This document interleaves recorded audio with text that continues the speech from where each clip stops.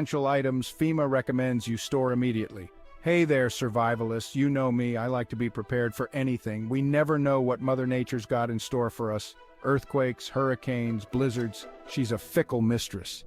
They've put together a list of 9 essential items everyone should have stashed away in case disaster strikes. Trust me, these aren't just suggestions, they could be lifesavers. So let's ditch the comfort zone and venture into the wild world of emergency preparedness. First up, the elixir of life itself, water.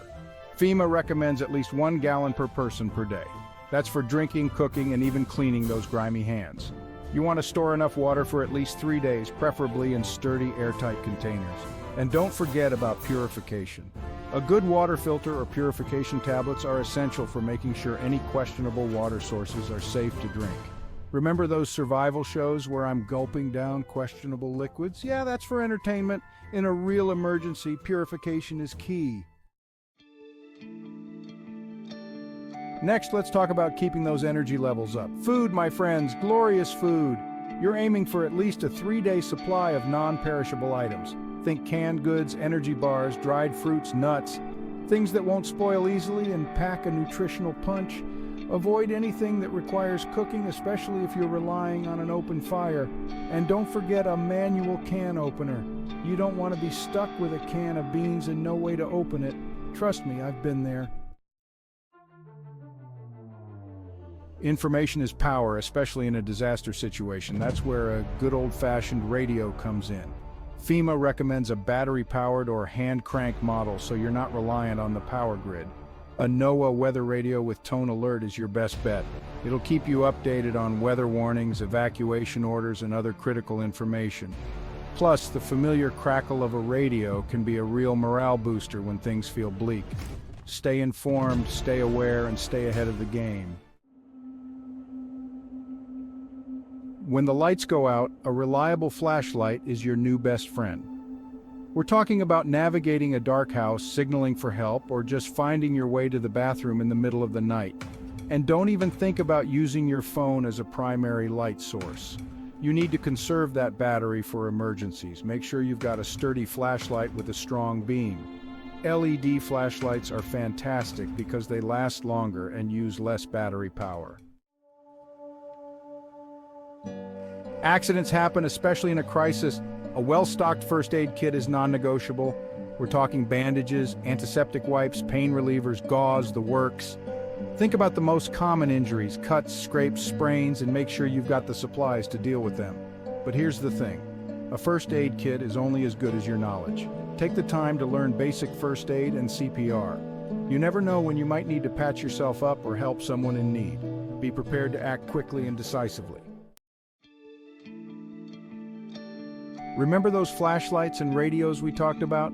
Well, they're pretty useless without a good supply of batteries. Stock up on a variety of sizes to power all your devices. And don't forget about those little button batteries for things like headlamps and weather radios.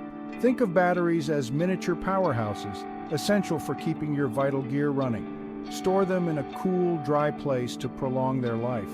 Trust me, there's nothing worse than grabbing your flashlight in an emergency only to find out the batteries are dead. Don't get caught off guard. Don't underestimate the power of a simple whistle. It's a lightweight, compact tool that can be a lifesaver in an emergency. Use it to signal for help if you're lost or trapped. 3 sharp blasts is the universal distress signal. A whistle can be heard over long distances, even in dense wilderness. It's far more effective than shouting, especially if you're injured or your voice is hoarse. Plus, it won't drain your energy like yelling will. Keep it close and use it wisely. In a disaster, the air can be filled with dust, debris, and even hazardous materials. A simple dust mask can protect your lungs and keep you breathing easy. Look for masks rated N95 or higher, which filter out 95% of airborne particles. Think back to those massive wildfires we saw a while back. The air quality was horrendous. A dust mask would have been invaluable in those situations. Remember, a dust mask is a simple barrier against invisible threats. It's a small investment for your health and well-being. Finally, let's talk about shelter. Plastic sheeting and duct tape might seem like unlikely heroes, but they're incredibly versatile in an emergency. Use them to seal windows, create makeshift shelters, or even patch up a leaky roof. Imagine you need to shelter in place during a chemical spill.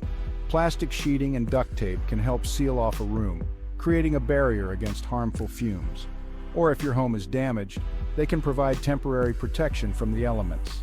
Get creative and use them to your advantage. Thanks for watching, everyone. If you found this video helpful, please give it a thumbs up and subscribe to the Preppers community for more survival tips and tricks. Stay safe out there.